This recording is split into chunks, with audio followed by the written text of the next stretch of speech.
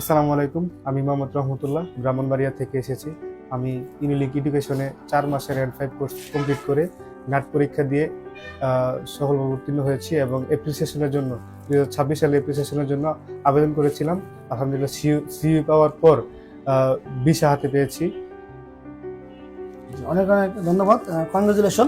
তুমি জমা দিয়েছিলে কবে বিএফএসে আমি মার্চের 9 তারিখ। তার মানে 7 কার্যদিবস দিবসের মধ্যে তুমি ভিসা পাইছো নাকি? তোমার ইন্টারভিউ হয়েছে বিএফএস এ? না, বিএফএস ইন্টারভিউ। তোমার কি নাট ছিল না জেলপিটি ছিল? শুধুমাত্র নাট ছিল। শুধুমাত্র নাট ছিল। তার মানে শুধুমাত্র নাট দিও, তোমার কোনো ইন্টারভিউ লাগে না। কত ছিল নাটে? নাটে 109 নম্বর ছিল। যে অনেকে আসলে মানে এটা নিয়ে ছাত্ররা আসলে একটু কনফিউজে ভোগে যে আসলে নাট দিয়ে ভিসা পাবে কিনা, অথবা একটা নরমালি মেন্টালি একটা ইয়া থাকে না। আর তুমি ইন্টার করছো কোন সালে? আমি 2017 সালে। অনার্স কি কমপ্লিট করছো? না, অনার্স কমপ্লিট। এটা আসলে অনেকের আসলে ইয়া থাকে যে 2000 একটু গ্যাপ থাকলে আসলে সাকসেস হওয়া যাবে কিনা। এবং 3 নাম্বার পয়েন্ট ছিল তোমার ডকুমেন্টস মনে কিছু প্রবলেম ছিল, কি স্পন্সর ডকুমেন্টস নাকি? এটা পরে সলভ করছো কখন? এমবাসিতে ফেস করার আগ মুহূর্তে সলভ করছি। তার মানে জাপানে আমরা ওইভাবেই আমরা পাঠাই দিছি, বাট ডকুমেন্টসটা আমরা প্রপার সলভ করে আমরা এমবাসিতে নিয়ে গেছি। ছাত্রদের উদ্দেশ্যে যারা নতুন মানে নাট নিয়ে মানে কাজ করতে করতে চাও তাদের ক্ষেত্রে আসলে মানে রহমতুল্লাহ এটা একটা মানে কি বলে তোমাদের ইন্সপায়ার করবে। আর ওর ক্ষেত্রে একটু পজিটিভ হলেও খুব শর্ট টাইমে ওর কাগজটা আসলে হয়ে গেছে। আমাদের এখানে তুমি ভর্তি ছিল কখন? জুন মাসের প্রথম দিক। হ্যাঁ, জুনে প্রথম ভর্তি হয়েছো। তো জুনে এখন হইলো মার্চ মাস আজকে না, 30 তারিখ। তো তার মানে 9 মাস। তো এখানে ভর্তি হওয়ার পরে থেকে 9 মাসে ভিসা পাওয়াটা আসলে খুব রেয়ার। ওর আসলে অ্যাক্টিভনেস ছিল, আমি যতটুকু জানি মানে স্মার্টফোন ইউজ করে লেখাপড়া করার জন্য স্মার্টফোন গ্রামের বাড়িতে রেখে সে শুধু বাটন ফোন দিয়ে 2.5 মাসে মনে পরীক্ষা ছিল না, 2.5 মাসের মাথায় নাট পরীক্ষা দিয়ে সে পাস করছে। তো যাই এটা আসলে সে হয়তো জীবন যুদ্ধে অনেক জায়গায় ট্রাই করে সাকসেস হইতে পারে না, টাইম লস হয়েছে।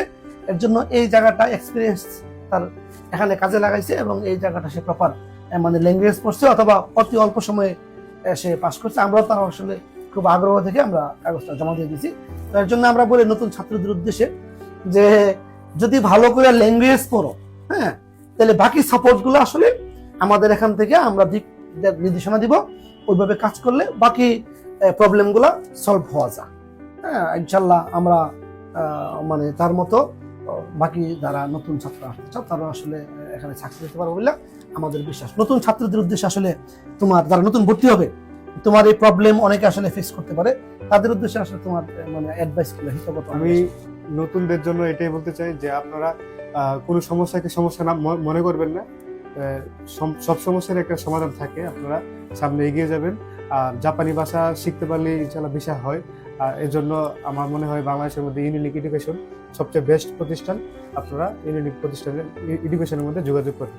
অনেক ধন্যবাদ। আমার মনে হয় তোমার আসলে এই কথা, তোমার মতো যারা দুর্বল পয়েন্ট গুলো ছিল এটা অনেকে আসলে ইন্সপায়ার পাবে, কারণ অনেকে এই 3টা পয়েন্ট উইক পয়েন্ট কিন্তু আসলে অনেক ভয়ের। হ্যাঁ, এই 3টা পয়েন্ট যে তুমি হয়তো বিএফএস এ যাওয়ার আগে অথবা এলিজিবিলিটি আসার পরে কি মানে মনে মনে একটা ধারণা ছিল বিশ্বাসে পাইবা, হয়েছিল অনেকটা, অনেক ভয় ছিল, অনেক স্বাভাবিক যে তোমার যে মানে অসাধ্য কাজগুলো সাধন করছো।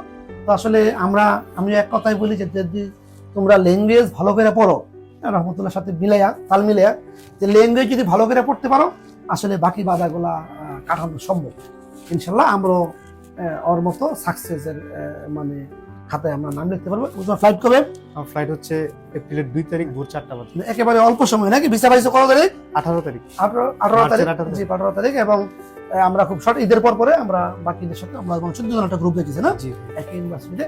তোমার জন্য অনেক অনেক শুভকামনা রইল। আমি আশা করি যে এখানে যেরকম ল্যাঙ্গুয়েজের প্রতি খুব মানে মনোযোগ দিছো, জাপানে গিয়ে ল্যাঙ্গুয়েজটা ভালো করে মানে অনেক দূরে এগিয়ে যাবা। অনেক অনেক শুভকামনা রইল।